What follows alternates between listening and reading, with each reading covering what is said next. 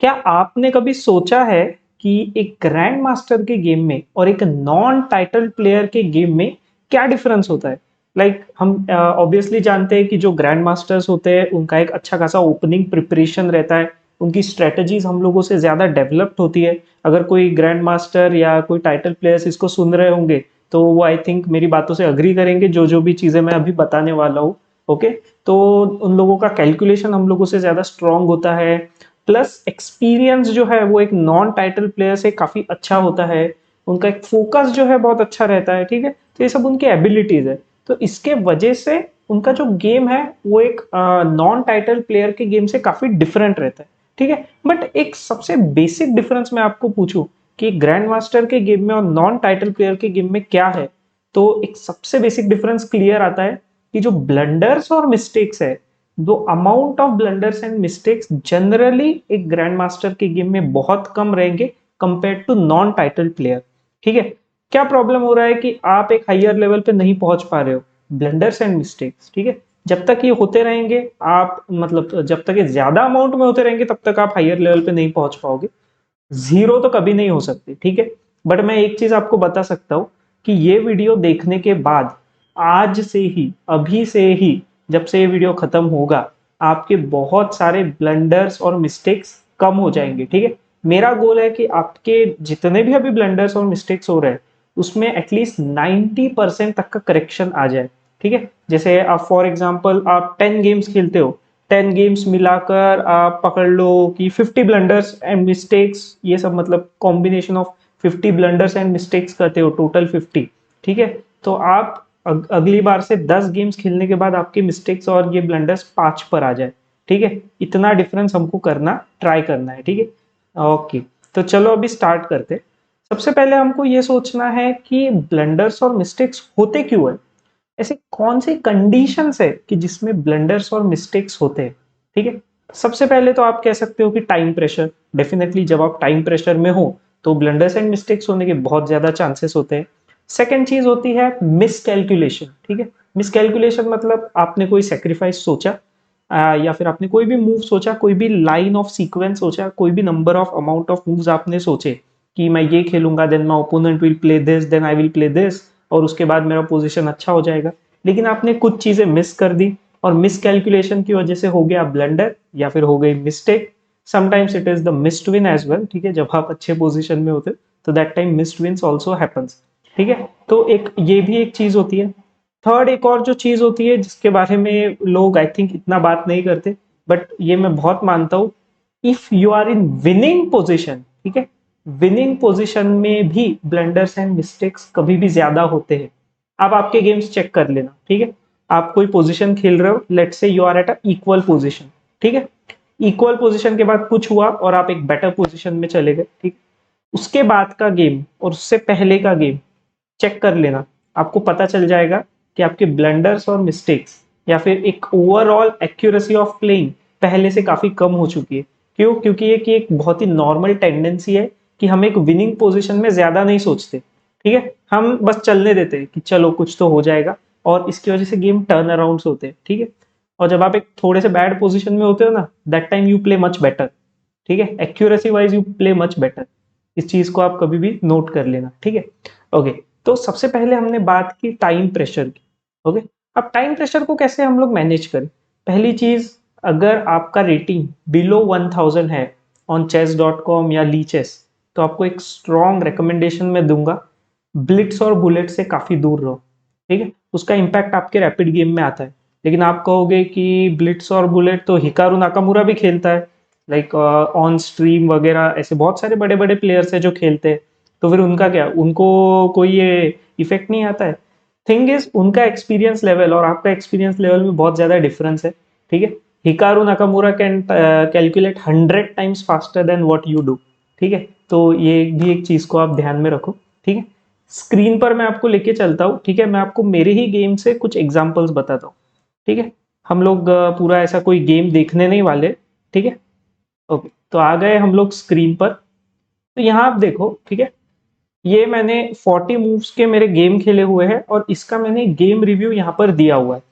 तो ये था मेरा एक रैपिड गेम, ठीक है। और कन्वीनियंस के लिए मैंने अमाउंट ऑफ मूव्स भी सेम रखे, और तीनों गेम्स ऐसे रखे रैपिड, ब्लिट्स, बुलेट, जहाँ पे मैंने विन किया है।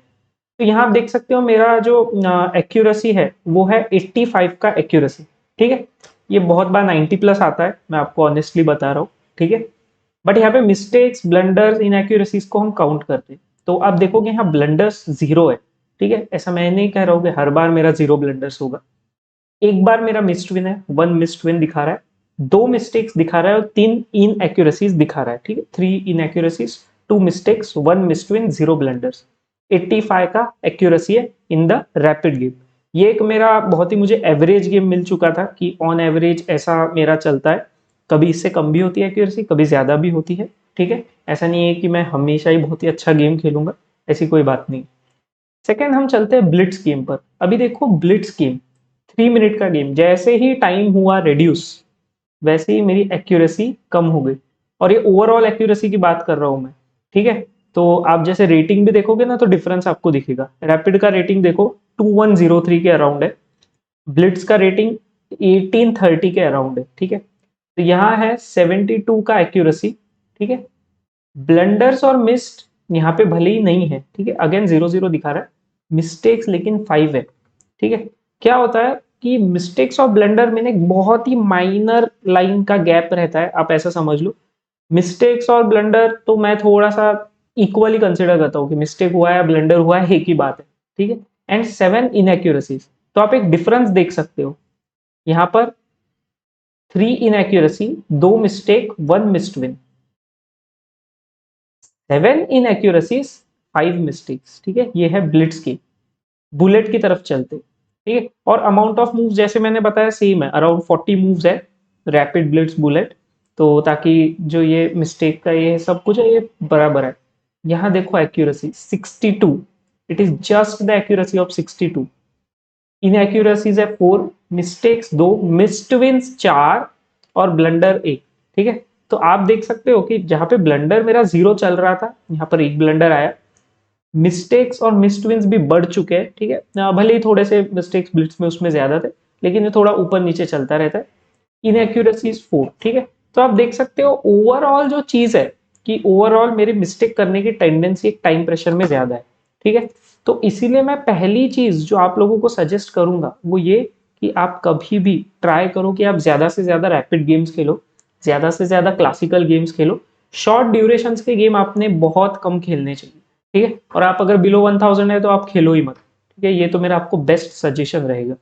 सेकेंड चीज, मिसकैलकुलेशन होता है, उसके लिए हम लोग क्या करें। ठीक है, अभी देखो मिसकैलकुलेशन के लिए हमें क्या है कि हमें ज्यादा से ज्यादा पजल सॉल्व करने।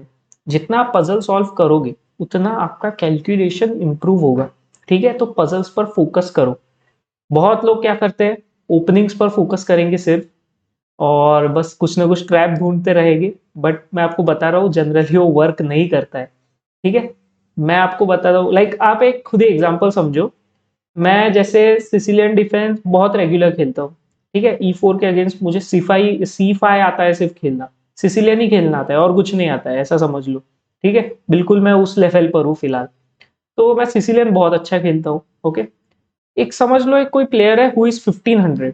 ठीक है, तो मतलब almost I am at 2100 and a player is there at 1500।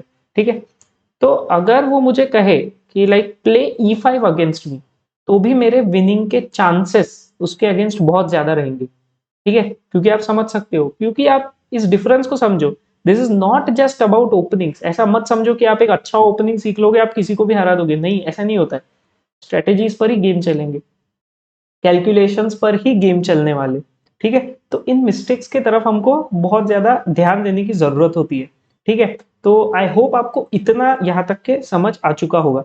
और हाँ, इसी का वाइस वर्सा करे कि मैं किसी ग्रैंड मास्टर को बोलूँ कि मुझे ना ये ओपनिंग और इसका ये वेरिएशन अच्छे से आता है, तो आप ना मेरे अगेंस्ट यही खेलो, तो ताकि मैं आपको हरा पाऊँ, but it will not happen. ठीक है, आप समझ सकते हो। Like Hikaru can play bongcloud and still there are like chances that I would lose against him. ठीक है, मैं ड्रॉ तक भी ना जाऊं। ठीक है, तो like this is the difference. Opening से कुछ नहीं होता है, ऐसा आप समझ लो। ये एक ऐसा फॉर्मुलेटेड थिंग है कि ओपनिंग से कुछ नहीं होता है। डेफिनेटली आपको ओपनिंग लर्न करने चाहिए, बट आप ऐसा मत समझो कि ओपनिंग लर्न कर लिया मतलब सब कुछ हो गया। ठीक है, that's why I was telling. ठीक है, और एक चीज जो मैंने बताया, विनिंग पोजीशन में ना आप एकदम कामली खेलो। मैं आपको बता रहा हूँ, आप में से कितने लोग हैं जिनका विनिंग गेम लॉस्ट में कन्वर्ट हुआ, वो मुझे आप कमेंट करके बताना। ठीक है, मुझे देखना है। मेरे भी बहुत से गेम्स हुए, so there is nothing to be shame about, but this is the part of the game और ये चीजें होती है। ओके। तो इसीलिए विनिंग पोजीशन में भी आप थोड़ा ज्यादा ध्यान रहो, अलर्ट रहो।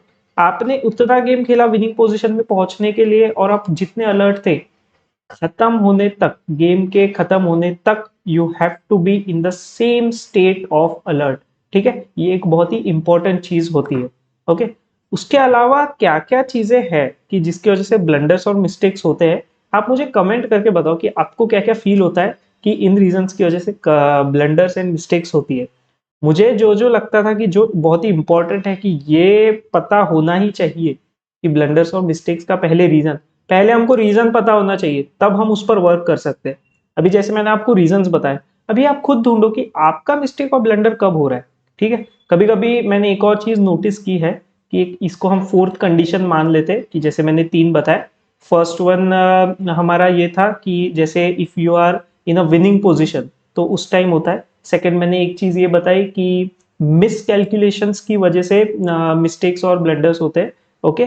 और थर्ड मैंने जो सबसे स्टार्टिंग में मैंने आपको बताया था कि जैसे टाइम प्रेशर होता है तो उसकी वजह से होता है। और फोर्थ मैं जो आपको अभी बता रहा हूँ, फोर्थ मुझे ऐसा लगता है कि जैसे अगर सपोज थोड़ा सा डेड पोजीशन है, कुछ हो नहीं रहा है, like there is no attack, nothing is happening, थोड़ा पोजीशन भी क्लोज्ड है, या कभी कभी ओपन या सेमी ओपन भी रहता है। ठीक है। बट आप अननेसेसरी कुछ करने का ट्राई करो कि नहीं, I am trying to push unnecessarily. Pushing for a win is a very good thing. ठीक है, आपको करना ही चाहिए। मैं खुद करता हूँ, आपको जेन्युइनली बता रहा हूँ, मैं खुद करता हूँ। But pushing in a right way, that is also important. Unnecessarily अगर आप पुश करने जाओ और आप पर ही काउंटर अटैक आ जाए, तो वो तो आपको भारी पड़ जाएगा। ड्रॉ गेम आप लॉस कर जाओगे। ठीक है, विनिंग की तो दूर की बात है। तो ये भी एक इंस्टेंस है जो मैं कहता हूँ कि बहुत इंपॉर्टेंट है, कि इसके वजह से भी जो गेम्स है वो लॉस्ट होते हैं। इसमें भी ब्लंडर्स एंड मिस्टेक्स बहुत होते हैं। तो इन 4 चीज़ों को थोड़ा सा हम लोगों को कंट्रोल करना है, इन चीज़ों पर हमको वर्क करना है। मैंने आपको वेज बता दिए कि आप किस तरीके से इसको वर्क कर सकते हो। आप इस वीडियो को वापस देखो, अच्छे से समझो, कुछ आपके क्वेश्चंस है तो आप मुझे पूछो, आई विल डेफिनेटली आंसर दे। ठीक है। और अगर ज़रूरत पड़ी कि ऐसा मुझे कोई बहुत ही अच्छा इस तरीके का क्वेश्चन मिलता है कि जिस पर मैं वीडियो बना सकता हूँ, तो definitely I will make a video and answer. ठीक है। तो आप ऐसा मत समझो कि आपने कमेंट किया और आपको आंसर नहीं मिला तो आई एम नॉट आंसरिंग, ऐसी कोई बात नहीं है। Either I will answer directly और make a video and answer. Hope आपको यहाँ तक के समझ आया होगा और आपको अच्छा लगा होगा ये वीडियो। प्लीज वीडियो को लाइक करो, चैनल को सब्सक्राइब करो। मिलते हैं नेक्स्ट वीडियो में।